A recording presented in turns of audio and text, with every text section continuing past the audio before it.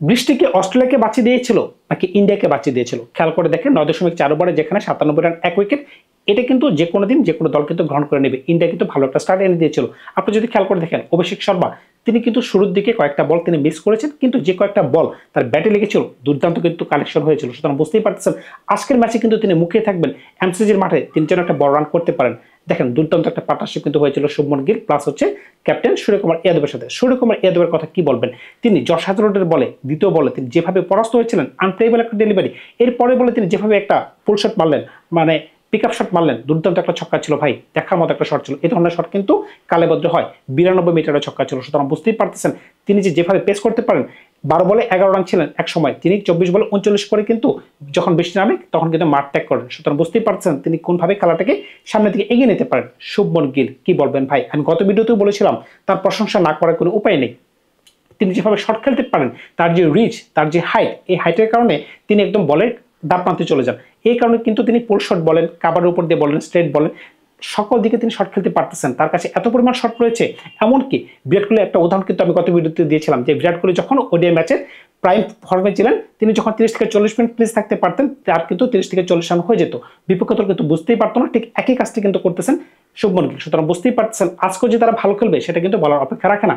কিন্তু ওভারকাস্ট কন্ডিশনের কথা কিন্তু আমরা শুনতে পাচ্ছি, যে ম্যাচে বৃষ্টি হয়েছিল যে কারণে খেলাটা ভেস্তে গিয়েছিল এর আগের ম্যাচে, এই ম্যাচও কিন্তু বৃষ্টি হতে পারে মেলবোর্নের মাটিতে। সুতরাং বুঝতেই পারতেছেন যদি বৃষ্টি হয় ভারতীয় দলে কি দুইজন স্পিনার থাকবে, বরুণ চক্রবর্তী, কুলদীপ যাদব, নাকি তাদের জায়গায় একজন pace bowler, premium pace bowler হিসেবে কেউ যুক্ত হয়ে যাবেন? যদি খেয়াল করে দেখেন যদি এরকম হয় তখন কিন্তু আর্শদীপ সিং দলে যুক্ত হওয়ার যাওয়ার একটা পসিবিলিটি কিন্তু বেশি হয়ে যাবে। কারণ কি বৃষ্টি বিঘ্নিত ম্যাচে একে তো ম্যাচ শর্ট হয়ে যাওয়ার একটা পসিবিলিটি থাকে, প্লাস যেখানে আপনার বৃষ্টি হবে ওভারকাস্ট কন্ডিশন সেখানে কিন্তু পেস বোলাররা একটা বাড়তি ফেসিলিটি পাবে। আপনারা বলতে পারেন যে তাহলে অস্ট্রেলিয়া কেন গতকালকে ওই ধরনের সুবিধা পেতে পারে না? ভাই আপনি খেয়াল করে দেখেন যে দলে মিচেল স্টার্ক নাই, যে দলে প্যাট কামিন্স নাই, যে দলে অ্যাডাম জাম্পার নাই, ওই দলের বোলিং তো এমনিতেই দুর্বল। সুতরাং বুঝতেই পারতেছেন ভারতীয় দলে যদি জাসপ্রীত বুমরা, বরুণ চক্রবর্তী, কুলদীপ যাদব তারা যদি না খেলে তখন কিন্তু ভারতীয় দলকে অবশ্যই খারাপ দেখা যাবে। এখন ভারতীয় দলের যদি কোনো পরিবর্তন করতে হয়, ব্যাটিংয়ে কিন্তু একটু হলেও পরিবর্তন করতে হবে, কোনটা অ্যাপ্রোচে পরিবর্তন করতে হবে।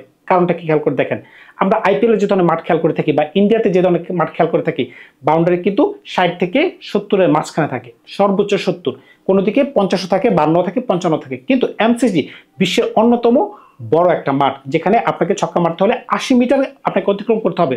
ভাই ৬০ মিটার আর ৮০ মিটার মানে অনেক বড় ডিফারেন্স। সুতরাং বুঝতেই পারতেছেন আপনি যদি মনে করেন যে পিক আপ শট মারবেন তখন কিন্তু হাতে সরাসরি এসে ক্যাচ হয়ে যেতে পারে।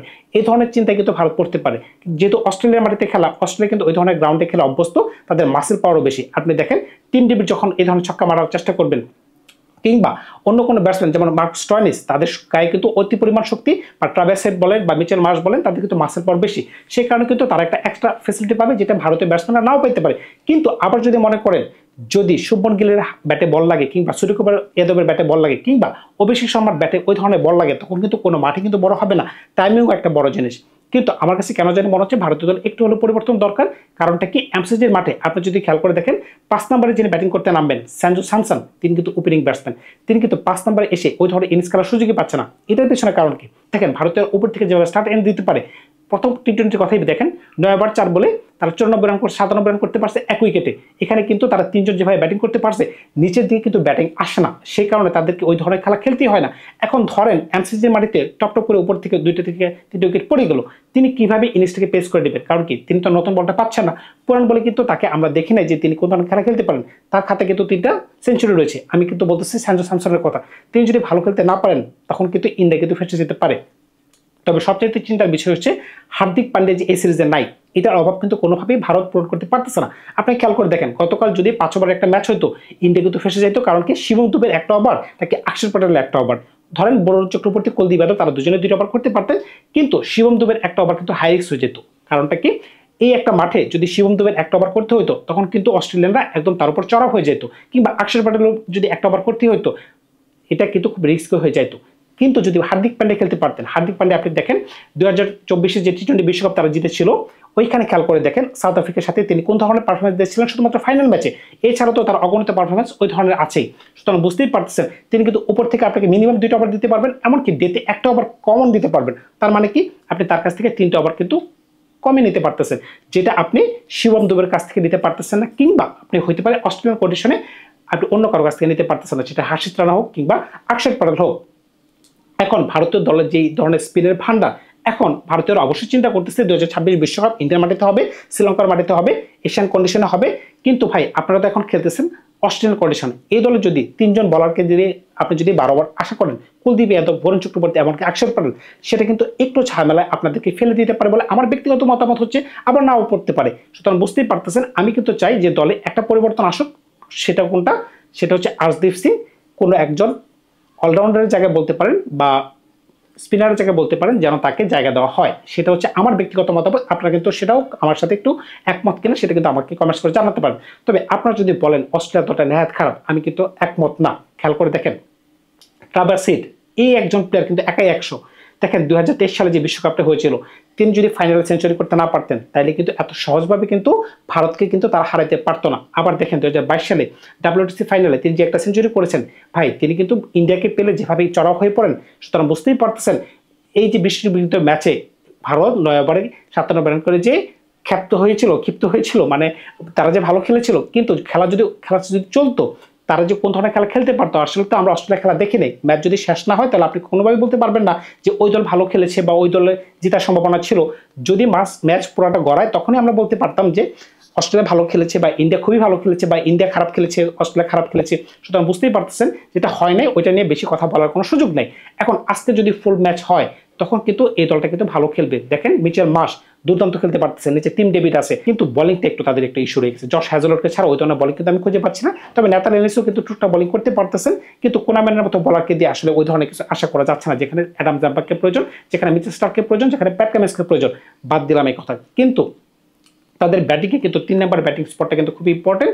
3 নম্বরে যিনি নামতেছেন জশ ইংলিশ, এই ব্যাটসম্যানটাও কিন্তু মারাত্মক পাওয়ারফুল ব্যাটসম্যান। কারণ কি তিনি যেভাবে পুলশট মারতে পারেন, আমার কাছে কেন জানি মনে হয় তিনি রিকি পন্টিং এর পরে সবচেয়ে ভালো পুলশট খেলতে পারেন। সুতরাং বুঝতেই পারছেন এই দলটাকে কিন্তু আপনি ন্যায় খারাপভাবে দেখার কোনো সুযোগ পাচ্ছেন না। এখন আজকে ভারতীয় দলে দেখেন ওয়াশিংটন সুন্দরকে কোনোভাবে জায়গায় পেতে পারে, যদি তিনি জায়গা পান তাইলে কিন্তু মনে করেন যে একজন স্পিন বলার আপনি বসাই দিতে পারতেছেন।